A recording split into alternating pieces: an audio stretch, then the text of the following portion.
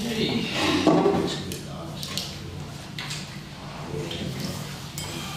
Very good evening, everybody. Welcome back to tonight's Town Council meeting on Monday the 29th of January, thank you, 2024. Please note that this meeting is being recorded by the Town Council and where possible live streamed on YouTube. Please note that the recording device is sensitive. The live stream may be recorded by third parties. So do not say anything you do not want recorded. If necessary, I will direct all recording in the room and the live stream to be stopped, but generally I want to avoid doing that. So we will normally record everything except any item taken in closed session. Members of the public may also make their own recordings, but must follow our rules for doing so, including stopping recording when requested. Whilst we do not accept anonymous speakings at the public forum, members of the public who wish to speak but do not want their name published must please indicate this before saying their piece. Thank you. Okay, so item on the agenda, apologies for absence, Colin. We have apologies from Councillor Cox, Councillor Crooks, Councillor Hanlon, Councillor Mason, Councillor Jones, Councillor Page and Councillor Smith. Thank you. Item 2 on the agenda is to note that there was no position for a poll was submitted by the 4th of January 2024 for casual vacancy, and that the council is now free to fill the casual vacancy for Haverhill Town West by co-option. Okay, so we'll note that, and 2B is to agree the process by which co-option is to be achieved. Anybody would like to? Colin, what options do you have as you read it? Well, the options, I mean, it's more the process you want to choose. So, obviously, in terms of open democracy, we have an opportunity to advertise it so that people are aware that there's a vacancy, so everyone who is eligible to stand can say that they can't say they didn't have a chance if they found out about it. Councils can also take the opportunity with co-option to consider the make-up. Sorry,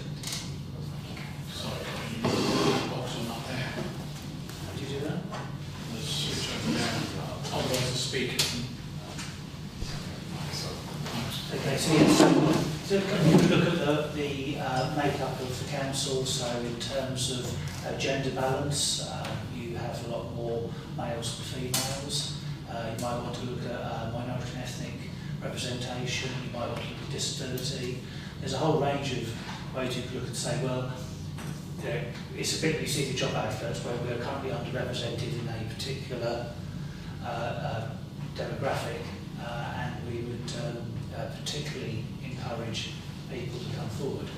Or you don't have to say any of that sort of stuff, you can just leave it entirely open. But yeah, it's at the end of the day, it's how we manage to attract people who would be interested in being on the town council. And then, depending on how many people come forwards, then say, for example, if we had 4 people come forwards, then there would be a vote, and the person with the least votes would fall off. There'd be a vote for the next 3, and the person with the least votes falls off, and then it's a straight binary choice, because you have to have at least 50% vote for any resolution on the council, so you have to get to the point where there is only 2 people left, and then whoever wins that is co-opted and they sign their favours and become a member of the council. So if there was 4 people then, and one candidate got more than 50% in the first round, they would automatically get it? Yes, that's automatically, yeah. Okay, right, anybody got any? Sorry, Councillor Brown. Yeah, could we actually leave the seat vacant? For 3 years, the law says it should be filled as soon as is practical. So when we get close to an ordinary election, we take the view that it's not necessarily practical to co-opt when actually somebody may only have 1 or 2 meetings and then they're gone again. will have to stand for election again. So that's quite normal. And indeed, within 6 months of election, of an ordered election, there's no requirement to hold an election at all. Co-option is the only option. But 3 years out, it would seem difficult in a town of 27,000 to seriously argue that we couldn't find somebody. And I, to be perfectly honest, from what I've heard on the grapevine, that's not an issue anyway. I think there are already some people who are willing to come forwards. So, Councillor Moran. It seems that we ought to give an opportunity for a number of people to volunteer to be considered for co-option. And I think that probably needs some time. But we don't really want this to drift into an electoral process for, I think it's the police commissioner that's coming up in May, isn't it? So we really ought to look to a timetable that stretches between now and perhaps the March Town Council meeting. I don't think we can quite make the March one before there's a herder period of enhanced. So perhaps the beginning of March rather than... We could hold a meeting especially, so. But if co-option is that political thing though, will that fall under the rules of burden? It depends whether people are going to promote themselves, and then we don't know that somebody's not going to start promoting themselves widely. Can you, I didn't know the dates, can you remind me when the further period starts? I know it's in March or something. No, it's going to be March sometime. I'd have to have a calendar and work it backwards for that one. About March 20th. Yeah, Got Easter. I think we might just get in before. We've got Easter as well, which Easter's 29th. but you have to allow for that. Exactly, so that's going to nibble some I think it's about March 20th, I've just... Yeah, because I know we had to bring forward the police and crime panel meeting from I think the 22nd to the 8th. Just thinking whether or not there's Because I think the further period started by the 21st, I think. So I think we might just get it. just thinking of a letter that I got from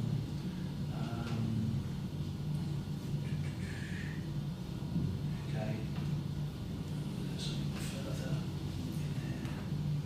in there. You've got that bit. Full council the 18th. All right, well in that case that may well be possible.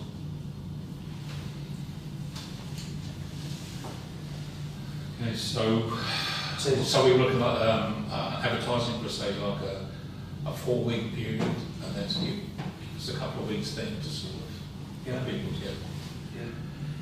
Yeah.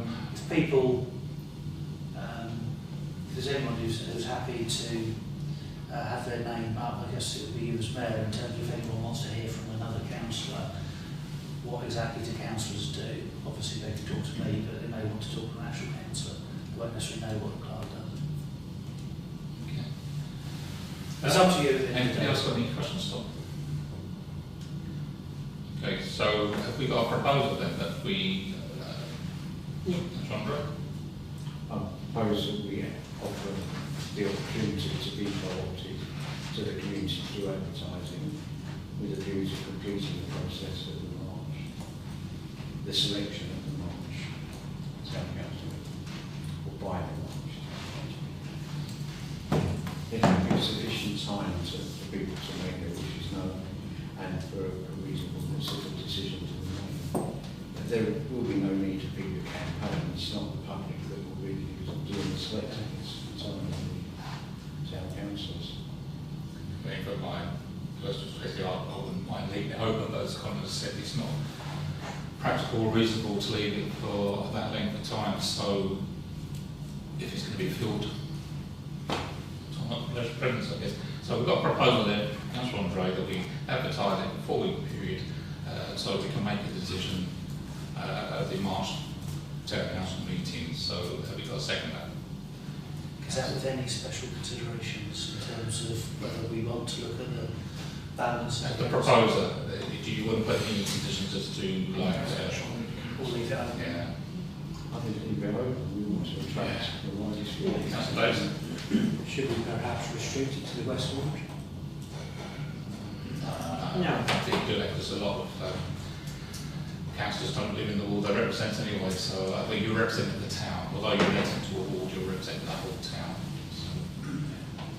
So it was, Councillor Brandon, if you okay, so you're happy with that? Yes. The second? Yes, so over the 4-week advertising period, looking to make a decision at the town, March Town Council meeting.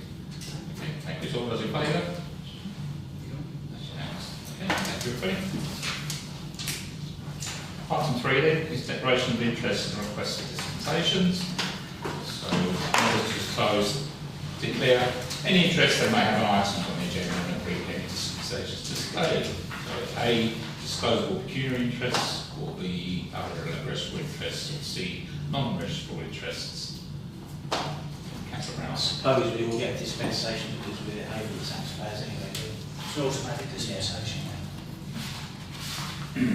Doesn't know that. Thank you. Item 4 is minutes of the meeting of the Town Council held on Monday, the 18th of December 2023, to confirm that they are a true record. So they're on screen now.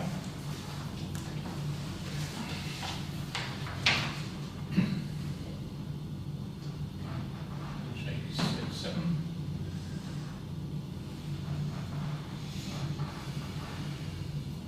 Page 88.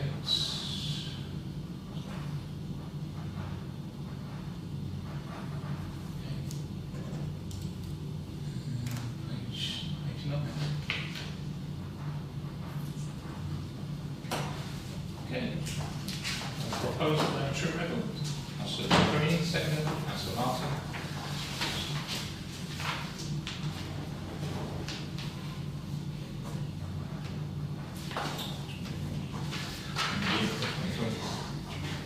Before, so do that.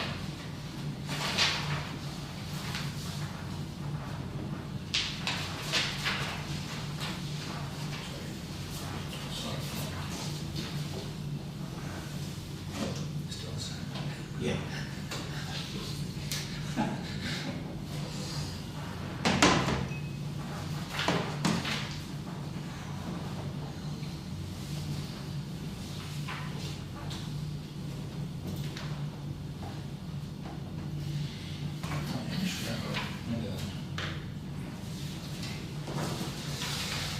Okay, so any items up for ladies? Sorry, have we got any action points from those meetings?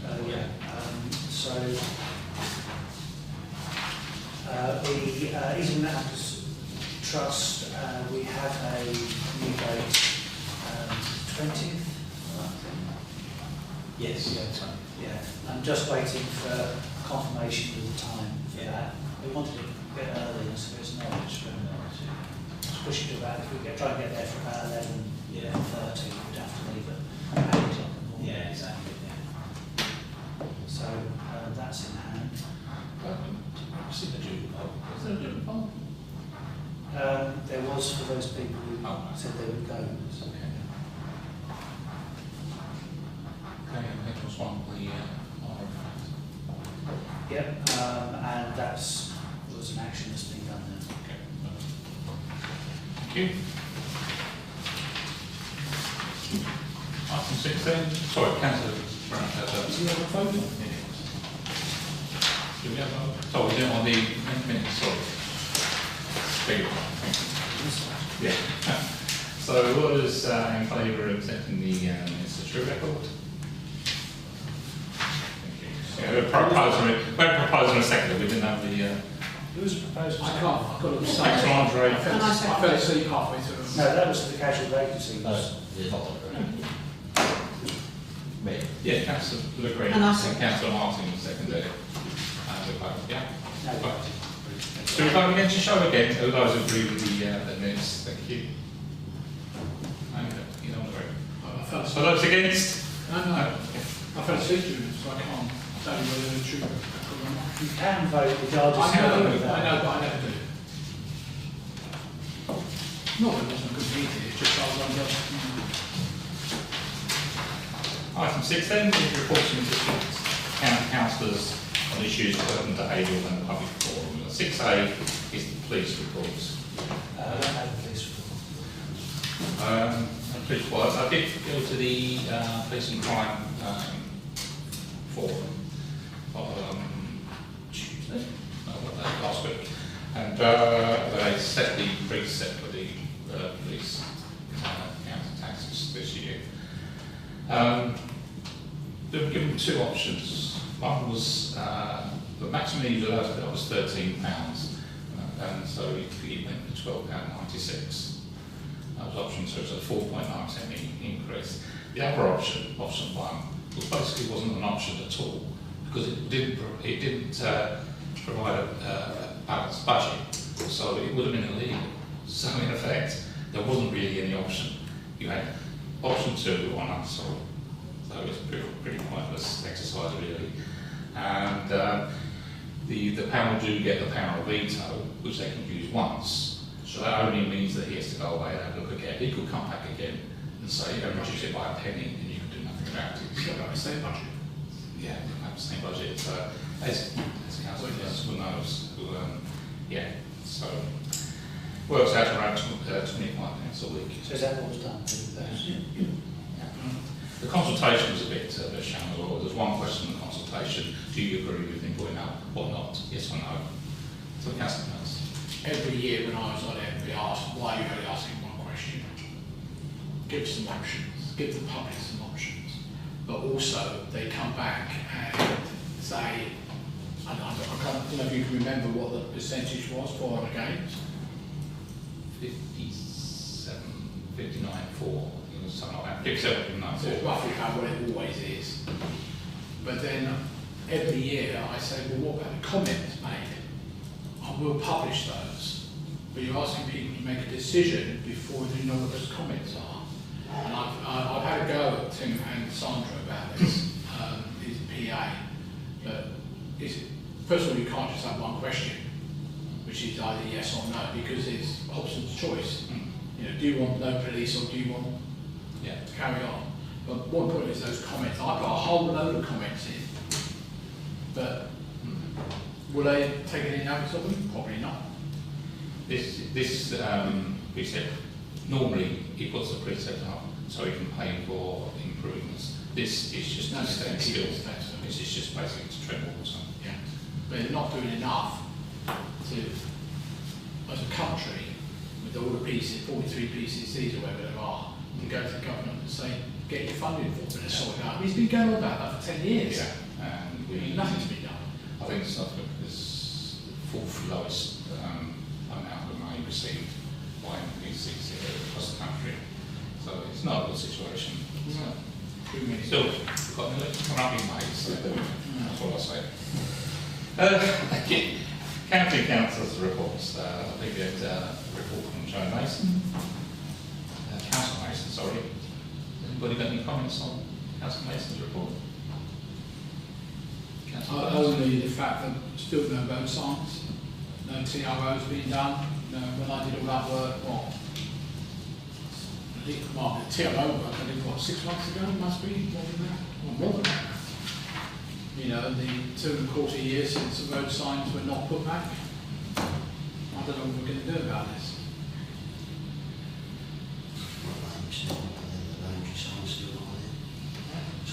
No, all these signs missing. It's dangerous. Dangerous.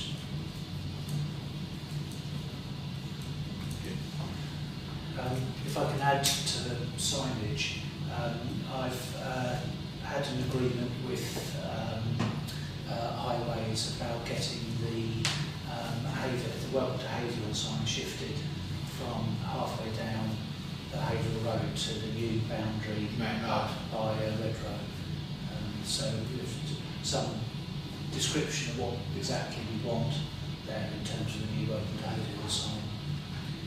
So we can look at that planning or something like that or leisure. That's one, right. Before we let the highways people put another sign, can we get them to agree for us to spell check it? The boundary road misspelling has never been correct. And the other signage is I'm working with Stirling Council to try and persuade Essex County Council to prioritise the repairs to the brown tourist sign that's stern side of that roundabout was hit over 18 months ago, and it's, every time we raise it, we're told it's not a priority for Essex. On that note, can we just ask them to put the new one up first before they take the old one down? I take it. Hoping to repair it, because I'm surprised they haven't contacted us to say if you don't pay for its repair, it's going to be taken away. The brown tourist sign is the responsibility of the businesses advertising. I would imagine it was put up by West Suffolk, and it would probably be down to us as it's the arts centre, etc. Yeah, I was on about the Haverhill sign. Just don't want them to take the old one away and not. I think they're going to relocate. Oh, the Haverhill, they will relocate it. Yeah. Okay. Yeah. Okay. 16 then is district councillors. The course of district councillors. Councillor Brown. Yeah. I've been having a little bit of a campaign over the last 2 or 3 years to say the little play park on Wattsfield has been under the threat of being closed and removed. Happy to say that the new administration at West Suffolk have seen the light and they're going to keep it, and they're actually going to improve it in the next 2 or 3 years. So what's that? So the Wattsfield little play park. Oh yes. Yeah, in the corner there. A lot of youngsters use it, and their parents are playing football and stuff. So it's under for about 3 years. It's been under the threat of closure. John has helped on it as well. But glad to say that they're seeing the light and they're going to keep it, and it's going to be refurbished in the fullness of time.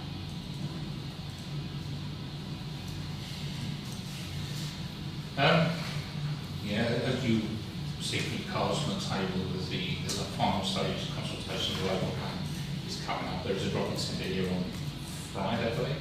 It's Friday. Yeah, and the paperwork will be available for to view at Haverhill House. There's also an online virtual exhibition you can go into as well. Okay. And this will be basically, if you like, a legal check that there is nothing that would fall foul of the law, if you like, if this was to go through. So it's not really about sort of adding sites or taking sites away. So it has Burns.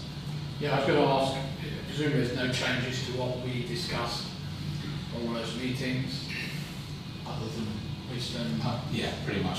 The 3 sites that are on there for Haverhill are the existing northwest and northeast sites, and I think they're looking at about 80 homes, I think, on the Wisdom site, which will be a mixed site. So as long as we don't creep into homes with housing, because we don't want housing and do them in an industrial estate. Yeah, so it's part industrial, part residential. That's the plan. Yeah.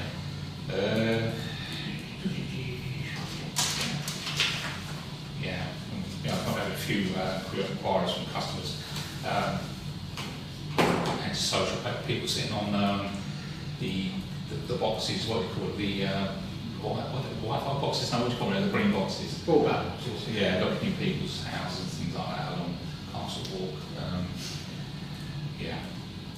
It's just lots of little bits at the moment we're dealing with. Okay. 16 then is town councillors. Any matters to report from town councillors? Councillor Bird, that report. Thank you very much for that again. Any other side, mate? Come on, sorry. Councillor Andre. I'm collecting from residents complaints about Haverhill's mould and damp policy. They have a clear strategy which they publish, but there are at least a dozen people contacted me already where we're talking about serious mould and damp. Sorry, excuse me, if we're on top of it, we have a family member who's employed by sort of cancellation. Okay. I'm merely raising the fact that I have listeners in touch with me, and if other councillors are receiving similar. It's only the thought you're not discussing. Other councillors receiving similar complaints, I'd be glad to let them up and use them in the arguments with the Haverhill Board. The Haverhill Board do generally respond to these sort of things, so I don't think this is a big problem. If you let us know if you don't get anywhere, perhaps we can work with Richard O'Driscoll, which is the cabinet member for housing or whatever. Councillor I was just going to add, based on what we just said, not about, excuse me, about the houses, but having been now walking around the town a little bit more than I've ever have done probably. I know there's a lot of Haverhill land, it's just really bad. I walked down the alleyways back of Bird's Estate, there's rubbish everywhere, there's things, and it reminds me, they seem to have, they stopped again, the walkabouts, but they Only in winter. Don't think that. well, it's probably the worst time to do, not to do it. You know, it is. There's literally rubbish everywhere. There's vegetation growing over paths, which I know you've mentioned before. There's a house in the back of Falcon Close where the fence is at 45 degrees over the footpath and it can fall down any time. So I have reported it, but it's just, you know, it's just like that there. I wonder how many other places are still. We'll drop the line and ask when the next estate inspections are. Yeah. I'm guessing there was a lot of damage to be done in the recent storms we've had, so that's... Yeah, I know, maybe. yeah. But, yeah, we can ask them to... Unfortunately, a lot of bins got blown over and rubbish, yeah, so. And these are old vacuum cleaners. Thank you. With no members of the public here today, so no members of questions from the public. Item 7, on application of 2,000, there are none today. Item 8 is the mayor's report. It was a very short report this day, but to be honest. So we put the dates and we need to keep their inputs on it, so rather than give a bit of a narrative. But if you want to ask me any questions about that, I have to say. Quite a few. Yeah. You're doing a great job. It was shocking to see that having been to Bill Evans' unpreferred plate party, the way he was treated in hospital. In the corridor for about 23 hours, but yeah, apparently it wasn't an isolated incident, it was on the front page again of the this week and some other ones. I think it's moral, but to less suffer. Thank you. Item 9 is unpaid partnership.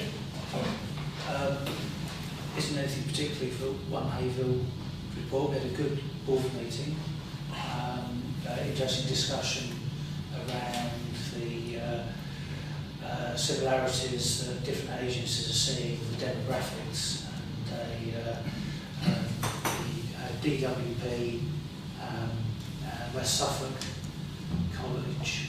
College looking at skills, short courses for skills, where people are encountering barriers to getting back into work for relatively simply resolved skill shortage, but also that the NHS figures looking at kind of there is a slight bulge going through the overall population of people in their 30s to 39 years going through. But it's also interesting that they are kind of overrepresented in terms of presentations to health services and also on the DWP figures going through. So health and DWP, look and see if there's any joint working to be done there, if it's potentially the same people appearing on both lists. That's good. Well, I was only going to say, for you there, weren't you? I thought it was one of the better meetings we've had. Apart from DWP, we had a very good update on the health centre, what's going in there. I can't say it because it's confidential, so it's in a public forum, but lots of good plans. In fact, I've got a health appointment there on Wednesday, so that's interesting that there's stuff being moved in there. So we have asked that they publicly publish what they can, so people know what's going on in there, what is going to go on in there. Just the one on Camps Road, isn't it? Yeah, opposite Christmas Mornings. There is more work to be done in there, but it looks like they are bringing stuff back quite heavily, if you like, which I thought was really good. Yeah, it was, quite an interesting meeting. So,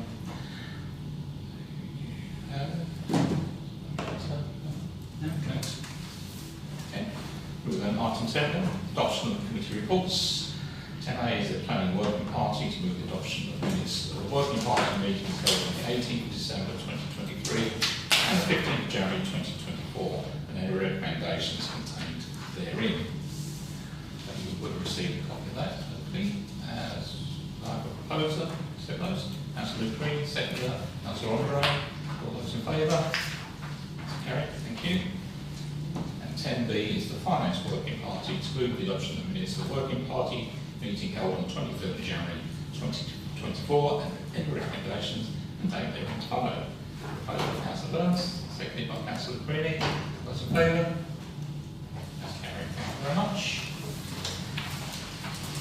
Item 11 is the financial matters. A, to authorise the following payments list. I will propose Councillor Burns, seconder. Councillor Martin. Those in favour? Carried. Thank you. Item 12. Budget and precept for 2024-25. Reference to the budget briefing document attached. Okay. A, to approve the 2024 budget. Right, yes, so you've seen the reports. So basically there are 5 recommendations, well, 5 budgets, including number 3, which was the finance working party recommendation. What we should say is that recommendation was made on an assumption that savings from only holding Haverhill Park over 2 days would generate quite a saving. However, unfortunately, that's simply not the case. There is some savings, but not particularly huge. Reason is really straightforward, because one of the arguments for having a 3-day festival is that we've got to cash in on the economies of scale, because having paid, you pay for the fencing and the stage to go up, and you pay for it to come down. The gap in between is not very expensive, and the same with the toilets, etc. They're not, once just sitting there being used, that's relatively low. So you effectively hire things for a week. Rather than a difference by the day. So the result is that if you reverse that, if you no longer want to have the economies of scale, then of course the reverse is true. You don't actually save very much money cancelling it, because it didn't cost you very much to put it on in the first place. But there is a saving, there is a small saving to be had. So do you want to talk about that one a little bit? Well, can I start on 5? I mean, does that include the volunteers? Yes, it all does. Apart from the one. So, sorry.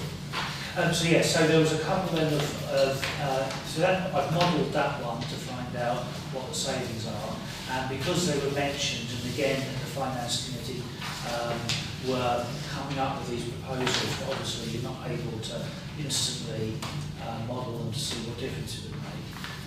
So the finance work group talked about whether or not to hold something biannually, maybe in the park, and there was a discussion without any obvious outcome about the big day out. And so there's an option. We talked about alternating events. I mean, one of the suggestions was alternate the Halloween trail and the Haverhill Park, which are the 2 big events of the year, but they're actually totally different times of the year, so it's a slightly strange alternation. But Big Day Out and Haverhill Park are very close together. So those alternating does kind of have a symmetry to it. And that does produce a bit more of a saving. The numbers in the end come down to, for Band B, option 1, which is to retain all the services that we currently have, would cost an extra 15p a week. Option 5, which is to close a volunteer centre in 6 months' time and alternate the Big Day Out and Haverhill Park, would cost 10p a week. So it's at 5p between the 2 options is what we're discussing. So £2.60 a year for Band B is the difference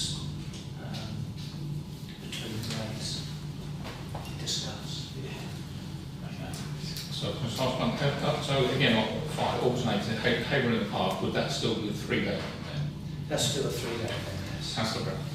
Yeah, that's what I was going to say is it seems pointless cutting Haverhill Park down to 2 days if there's not much of a saving. You know, it's cost benefit ratio. There's, you know, it is an extra day. So I'd like to see, you know, the offer, you know, changed a little bit, maybe a bit more sort of traditional type bands and stuff, such like, you know, for us older people, possibly. I don't know. What do you mean by traditional to me is rock music? Sort of. Yeah, that sort of stuff. Yeah, yeah. No, not that. No, but that's yeah, but also I think with the good work that Haverhill Show does, I honestly think that a big day out is superfluous, really. And you know, I would like to see the budget around about 4%. That's what inflation is. So if we can have a budget that's around about 4%, the same as inflation. That's option 4, is 3.99%. Yeah, but I don't feel that we should be, sorry Chair, I don't feel that we should be moving something that we've only had for 2 years and moved it to biannually. I think it should be given one more chance. I think if it's marketed aggressively like it was in the first year, I think you'll find that there'll be a lot more attendance. But I do understand that it takes it below the 4% that Councillor Brown was talking about. Councillor Brown. Burns. Yeah, I think it's they're all good scenarios. I certainly think that obviously volunteer centre, you know, as far as I'm concerned, that's a done deal, hopefully. The suggestion about alternating came from myself, but purely I did that on the basis of cost side of things, not the fact it was in August and October.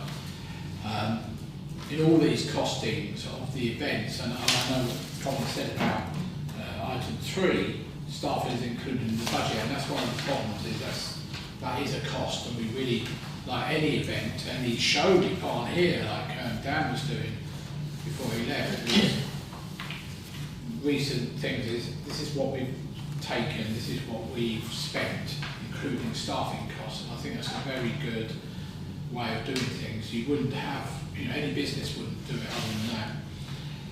And you can make a logical decision. Marketing definitely, for Haverhill Park particularly. The 3 days, 2 days, I mean, the original plan 6 years ago when I first suggested moving it off to the Market Square was it was only going to go to 2 days anyway, Saturday and Sunday. But it's going to be all day Saturday, all day Sunday. That was changed to include the Friday, of course.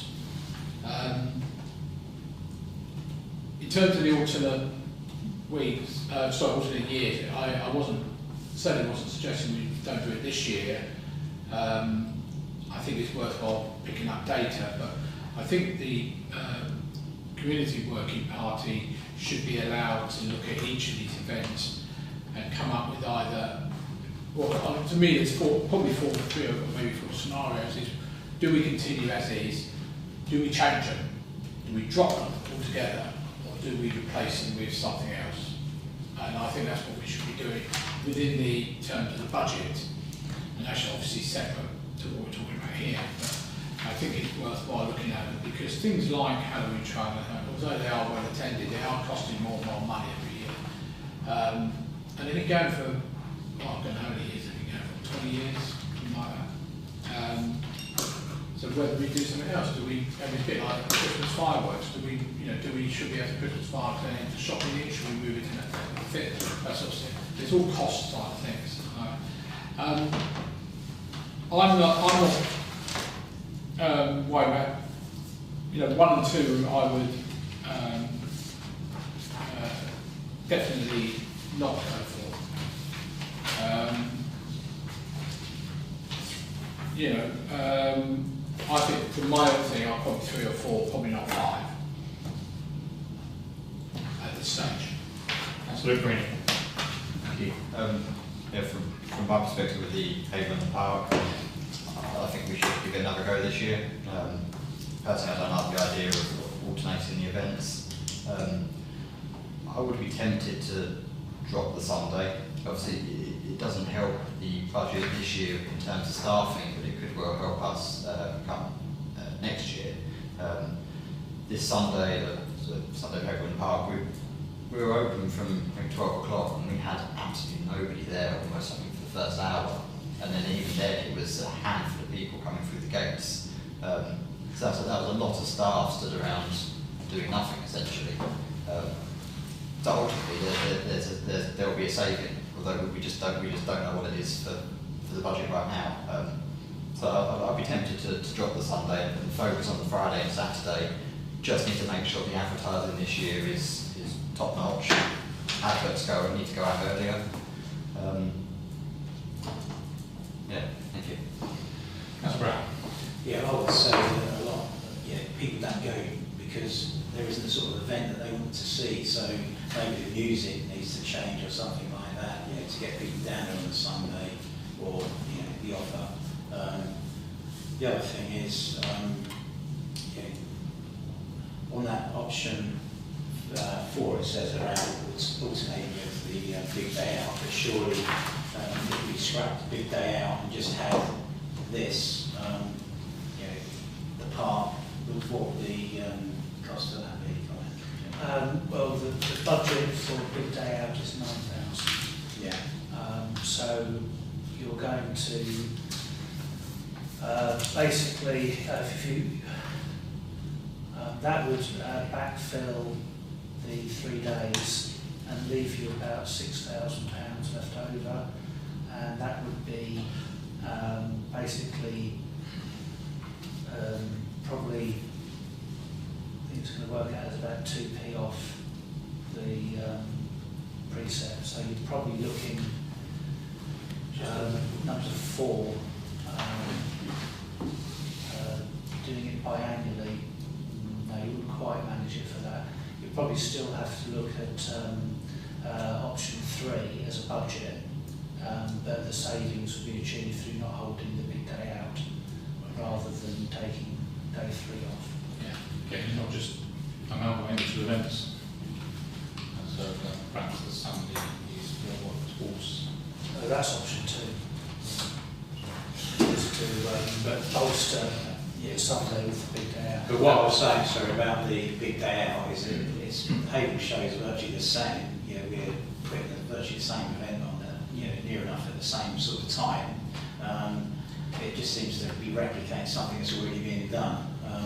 So I think there is a saving to be made there. We do need to get a bit of a grip on the budget. Well, we need to get a grip on the budget. I think the cost-benefit thing of the Haverhill Park is a great thing for Haverhill when it can be built on a bit more advertising and things like that, getting the right sort of acts, right mix of acts, could turn into a great event. A lot of you see stuff on TV when they have stuff in like Hyde Park and that's on a Sunday. It's absolutely ran-packed.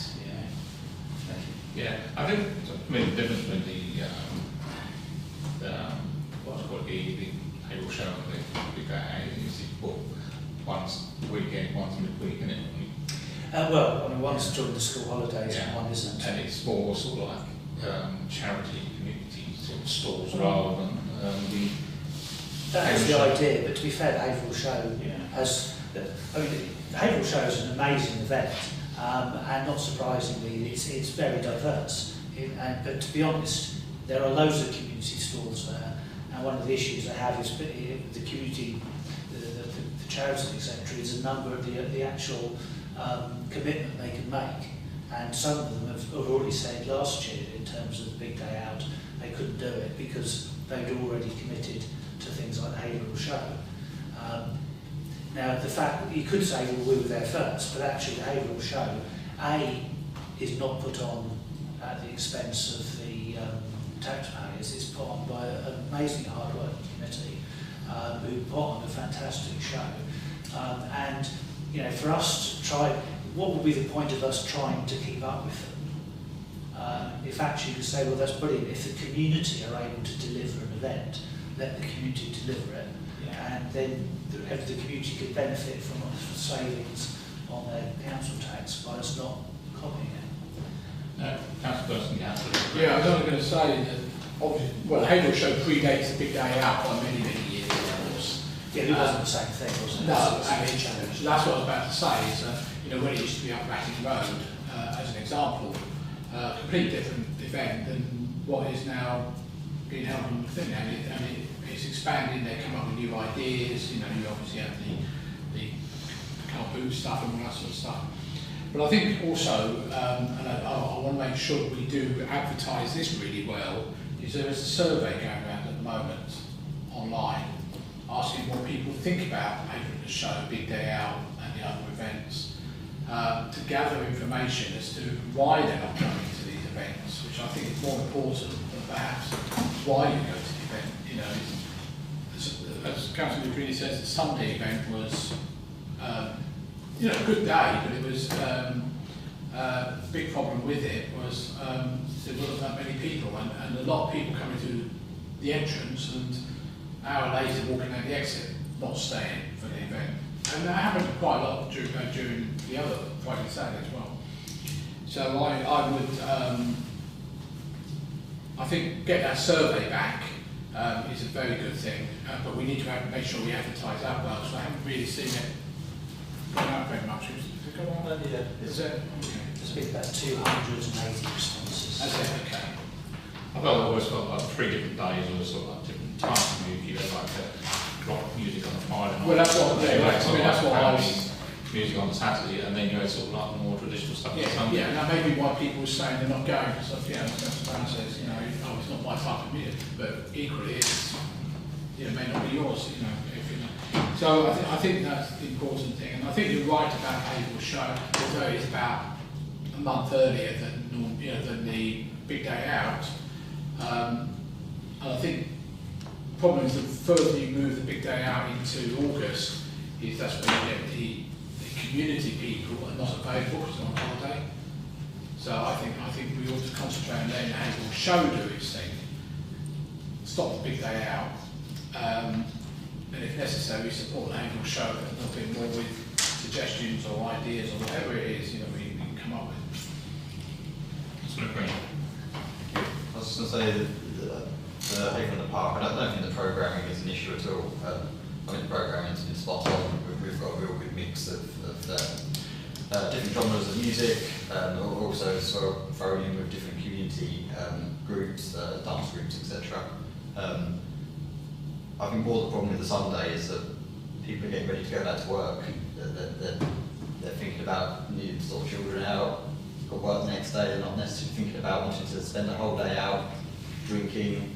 And that's why things like Hyde Park are very different. If we could get the same kind of acts that Hyde Park had in Haverhill, would be packed, but people aren't going to dedicate their whole Sunday and potentially take a Monday off work or whatever for Haverhill in the Park. It's just not going to happen. We've had some really good acts on the Sunday, so it's a shame that people haven't come down. Possibly some of the best acts the whole weekend. But I think that's just how it is. People are doing other things. Councillor Person. Thank you, Chair. The Big Day Out, obviously predates me, or I can't really remember when it started, but it seems to me that now that you've got 3 fun days and hopefully 4 fun days this year, that they've taken over from the Big Day Out to a certain extent. And obviously the fun days are within the school holidays, okay, they're during the week, but then so is the Big Day Out. So I can't really actually see the point of the Big Day Out as well as 3, at least 4 fun days. And certainly if we take out the Big Day Out and look at option 3, I'm not a mathematician, but I would have thought we'd just sit slightly on the 4%, which is obviously what Councillor Brown is looking to achieve. Thank you, Chair. Well, option 4 is based on saving £20,000 a year. And 13 plus 6 is 19. What's 13 plus 6? Voluntary centre. No, that's already out. That's already out. The only for option 3, That's taking out one day of the Haverhill Park plus the volunteer centre. So if you take option 4 is £20,000 out of the budget, different to option 2. Then you would save £9,000, so you would save half as much cancelling the big day out as you would having the Haverhill Park biannually. So you won't achieve the same savings. You'll do better than budget 3 because the savings there are only about £3,000 or £4,000, and the big day out is £9,000. So I would say budget 3, but with the different scenario, instead of scrapping the 3rd day, scrap the big day out, could be delivered within the envelope of budget 3. If you look, sorry, with respect, if you look at option 1, it's 5.7, and you take out the volunteer centre, which is £13,000 saving, that brings it down to 4.94. That's not 1%, it's not shaking, not too far away from it. So this is my point. When you then take out the 3rd day of Haverhill Park and take out the big day out, it's got to come to nearly 4%. Oh, you're taking out the 3rd day still? I'm still looking at option 3, plus taking out the Plus big day out. So that comes down to 4%.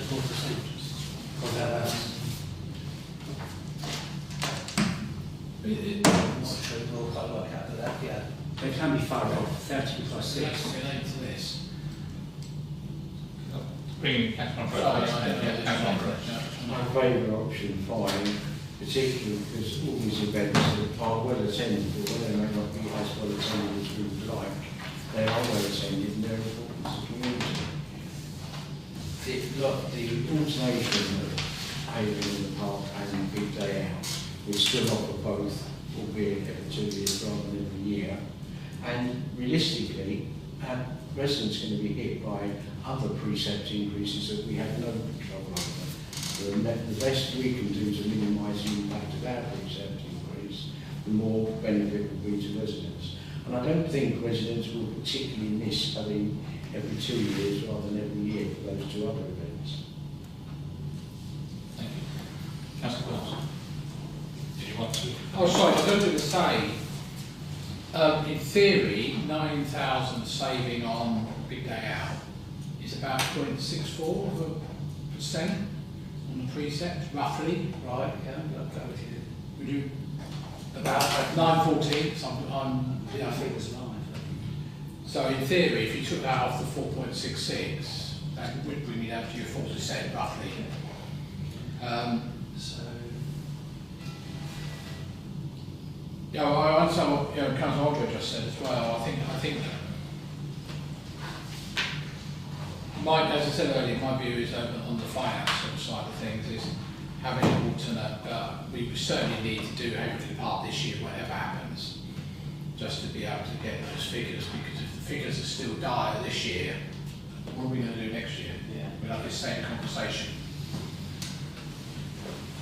Just comment on about fun days. I mean, the perception seems to be that if it's on Clarence or Waterton, people are not sort of crossing over. They think, oh, it's only meant for them, and then that's the what. I'm sure you're correct. As the mayor last year, I went to all the 3 events, and obviously clearly there was Choxton and it was Clements. But like say East Town Park, people came from everywhere. I can assure you that. Yeah. So they're not geographical. They're meant to be for Haverhill. Yeah. Is there a problem with the naming from them? Could be, Yeah. could be. So East Town Park doesn't have that as fun day or whatever it's called, I can't remember. Yeah, I can confirm that, yeah, you're at 3.99, we can do what you're suggesting. Thank you. Which was? That's volunteer centre, Haverhill Park down to 2 days, and the big day out, stop it. Stop the big day out, stop.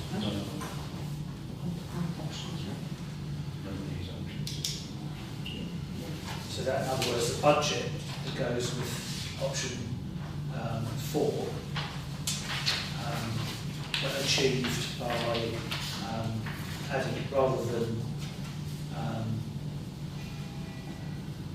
So you're saying this is an option 6? well, but effectively it's option 6 if you like. So yeah. This is amended option 3. Councillor Clerk. Festival Park, I mean, you exceeded the budget last year, didn't you? Can't exceed the budget for Marginally, yes. yeah. It is, yeah. I mean, what was the budget, 40,000? It was 36 and it went to 39. I mean, with that sort of scope, you don't really need a big band out for that sort of money. I mean, a big headline act, you're not going to do it for that sort of money. I mean, About 1,500 we're paying for the big, for the top yes, what is that right? I mean, you're talking 15,000 plus for a main act to come down for a few hours. You're going to do that. But Sunday, I mean, you're saving, you say £3,000 for having, that's what you're going to save, £3,000. bit of staffing costs. Yeah. But could you minimise it a little bit on the Sunday? Could you cut the security down for the day, £12? Could you cut the security down a bit, cut the staffing down a little bit, get some more local bands in there, get the cost down like that, you know? So, obviously we've got to think about the safety of all the staff, etc., and the people who are there. One of the things people have said that they like about the event is that they don't have to keep an eye on their kids because they can't get out, they're safe. Everything's been checked, no one's sneaking alcohol in. I would be loath to suggest that we cut that back down any further. We can review it, but I'm not sure. I think they'll be down to community events. I mean, last year I went to all 3 events and it wasn't advertised properly. Definitely if you weren't advertised properly. As you said yourself, we had some posters from like the year before which were thrown away by mistake, weren't they? They've been found. Yeah, found away, yeah, that could be used again, that's a shame, because simple as that, I mean, the advertising weren't there. The year before, the balls were everywhere, and the visual thing is much better for people. I mean, not everyone's online nowadays, and the numbers are well up last year, mate. And you've got another factor last year, was the Women's World Cup final on Sunday. So lots of people say that stabilised, so that could be a big major factor. But back to go on Sunday and Monday now, I mean, if you were to go, if you say it's there to you, go and look at it, you'll go, simple as that, if it's good enough, you'll go down and watch it. If you'll work or not, it doesn't matter, I don't care about that. Shame really, because I thought it was a very good weekend, really fantastic. Councillor Wilson. It was a Monday morning. What was that? That's when I fell in. As I said to you, that's very I think one thing we've got to be wary of, we keep talking about 2 days, of course it's only 1.5 days because only part of the start at 6 o'clock, I think it was on a Sunday night, as Friday night, sorry, finished at 10 I believe. I don't think we went up to 11, did we? No, we went at 10.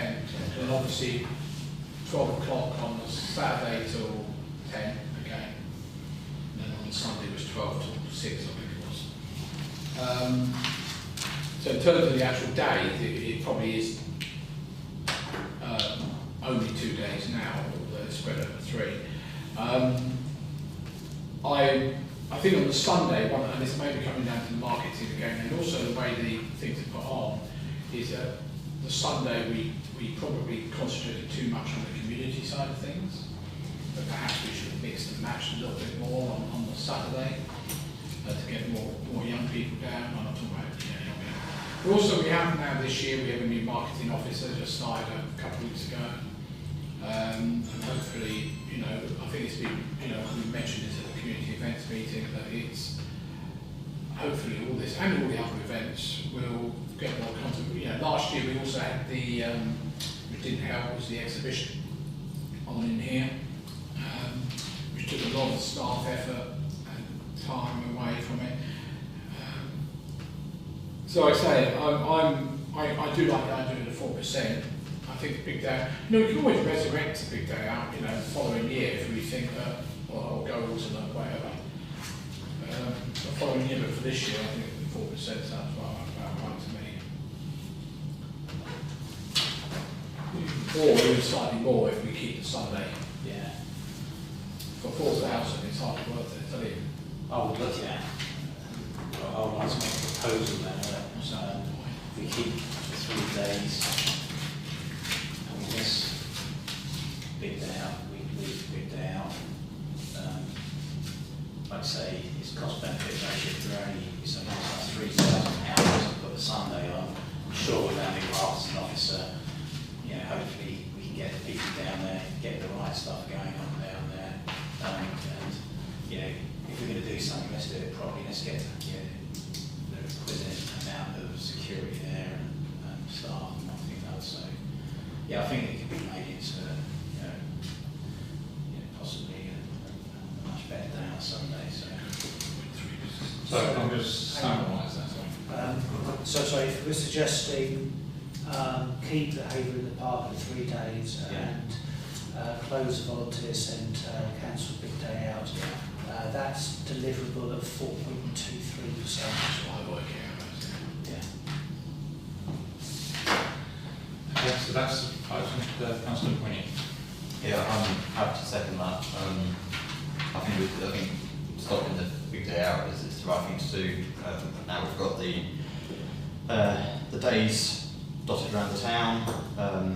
You know, the Haverhill show does such a great job, like we say, and the fact that even Haverhill in the Park does have crafting activities, art activities, things like free face paintings. There is an offering there as well. So I'm happy to second that. I just want to put not a caveat on it, but don't forget that we should be trying to save money wherever we can as well. This is not just this is not that we're going to spend this money. We should be still trying to save money within, and that's across the whole budget. I'm not talking about these events wherever we can. Okay. Yeah, please. I presume comments from finance are noted anyway. Comment about things like looking at cinema, etc. Oh yeah. Yeah.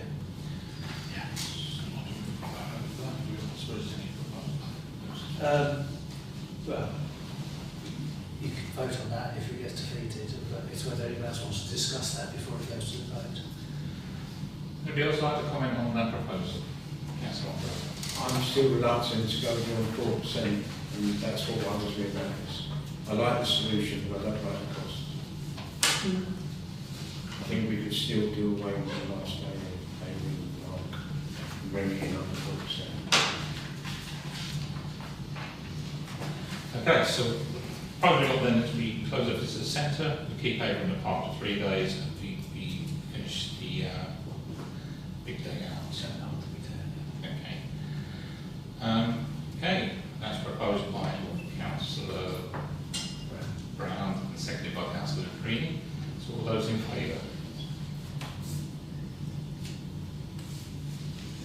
Option issue. Those against? That's That's 4. Yeah, an extra day. you have a casting vote if you. That's what I was hoping for. Sorry, Let you start first. yeah, so I've got to stake with stick with my original vote, which is against, so that loses 4 to 5. Councillor Mooney. Well, in that case, but another proposal forward then that we do like Tony said, but also reduce the Haverhill Park to 2 days, the Friday and Saturday. So that's a 3.99%. Yeah. But still with the caveat of make sure we do all the other savings. So we've got a second for that. Councillor Baker. Any more comments on that? All those in favour?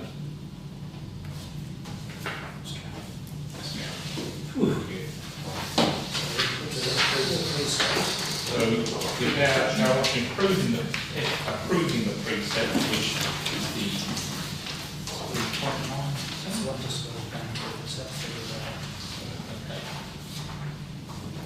Right, so the precept of 1445 073. So any proposal for that, please? Green, second by Councillor Andre. Those in favour? That's carried. Thank you. and then next. So it's 12 C is to authorise the chairman and clerk to serve the precept demand upon the council, district council. Proposed by Councillor Herbert, second by Councillor Degree. All those in favour? Thank you.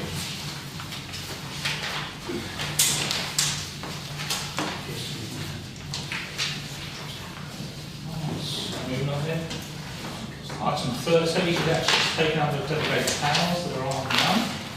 Chair, whilst it's currently none, I will need delegated powers on replacing the parish handyman van, which is a financial write-off following it being hit by another vehicle outside Sainsbury's. If that actually, it might be worth feeding back to Sainsbury's. I don't know whether it's anything to do with Sainsbury's or not. So yeah, As you emerge into the service road, a lady pulled out and she said she couldn't see the parish handyman van. When I went to take photographs of the scene, the cars are parked right on that side, right up to the Sainsbury's entrance. I don't know whether it's actually a private road. I had this massive thing with the county council around that road. The county council wrote to Sainsbury's to, say highlight that issue was a safety issue around people parking there, and nothing's happened. I've heard that Sainsbury's don't even own a car park. So Can I, at the planning meeting, when they got approval to put the bigger home delivery bit in, the man from Sainsbury's stood in that meeting and said, yes, we are going to reline that road so the priority is coming in and out at Sainsbury's, and they're going to revamp it all. Never got done. And they also were going to put double other lines along the road from, I'm going to call it Halfords. But they did have the meeting where they opened the whole site. yeah. So Have you got a name? I can't, well, John Sainsbury. It should be amongst the planning. yeah, sure, guys are planning, but then I think it's probably a case of going back to enforcement. But good luck on that one. But anyway, it's an insurance write-off, so we'll need to buy a new van. I've talked to Tech and to Parish Handyman. Obviously, Parish Handyman uses it most, so it needs to suit them. But there's an opportunity that it actually suits us better for events, etc. And also to have a tow bar fitted as well, so that we can get the trailers, etc. Save me doing it. So if anyone has any thoughts on that, drop me a line. Enclosed or open? Well, that's a debate at the moment. I did think that the West Suffolk open trucks that when the parish handyman is clearing leaves and rubbish, etc., that it's much easier to put them into the back of an open top van. And indeed, on a dry day, there's no real issue with gazebos and tables, etc. You're not going to bump your head, you're not going to struggle with a limited amount of space. So I think there's a lot to be said for it. If we knew we had dry days, obviously a tipper bed type lorry isn't great for the sound systems, etc. But how big a need it is that the parish handyman van should be based solely around the needs of getting some sound equipment from A to B. I don't know, so we need to try and find something that's not a bad compromise, but is a good compromise. You can get them reusable covers on them, sorry. Can you be assured that the parish handyman hasn't been injured or affected in any way? No, he was absolutely fine. Yeah, thank you for asking. As I say, you get those technologically removable covers so you can have it for dry as well. It's obviously a lot of money and usually reduce the space inside as well. So what are you looking at a brand new vehicle? No. No, I mean, the last vehicle we bought costs £5,000 and we're getting $3,400 in insurance, and we've had it 6 years. Pretty good to me. So what sort of price are you looking at? round the 10 to 12 mark. Then maybe the vehicles have increased in price so much the last couple of years, second-hand market's gone through. Yeah. So do you need a proposal then? No, I had delegated, so I'm just letting you know, I'm already hit my delegated limit.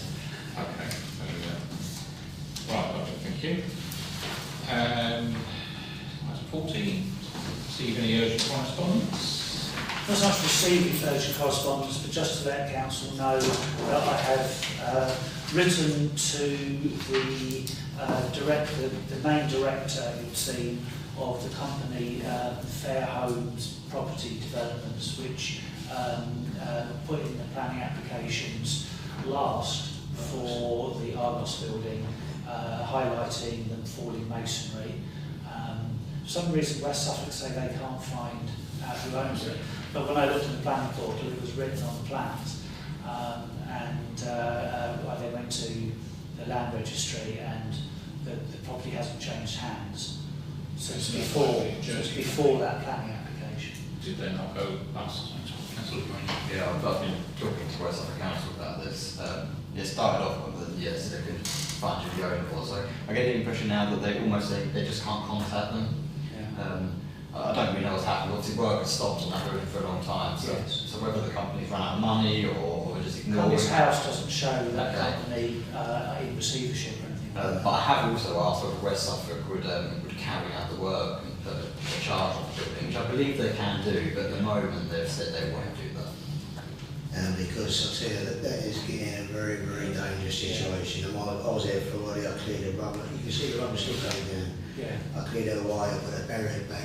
Saturday morning, still debris coming down. It doesn't help that those barriers are so easily moved. Useless, they need to be more permanent, but what's going to happen if someone gets hit by one of the shoulders, mate? Absolutely. Is that a highways issue? Because there's a couple. Well, it's an enforcement issue for West Suffolk, but it's down to the owner.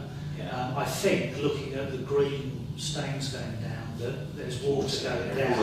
In the frost, it's spoiling the masonry. Yeah, some part of barriers was to stop people going down that alleyway to the car park, but they just moved out the side and walked down there anyway. That's Well, last time we put Harris fencing, we didn't do Haverhill. I got Harris fencing up there, which they did. But you're right about the homes people. That's why I suggested to you, wasn't it, about the fact that they're the one. They don't own the building, but they were planning to put those flats in there. I don't know what's happening about that now, whether they're even doing that on the ground floor. But also the cupola top, you know, has been leaning over for a long time, and they were supposed to be fixing that as well. So Yeah, it was never taken down. and It was all the amazing buildings they are did still all up that there, work you know. without taking that cupola down. So every time we contact West Suffolk, they just contact Suffolk County Council Highways. Yeah. And send them out to You know what, to barriers. to put a research scaffold like that, it's going to cost a lot of money to repair that. Lots of money. But It's people's Right, lives. Yeah, absolutely. It's unbelievable. It's fine. It's liable, you know. Yeah. The matter is liable, it's dictated, they don't care. Yeah, that's right. Okay, thanks very much. I'll give the date of the next meeting, which is Monday the 19th of February 2024, it's at 7 PM. With that, item 6.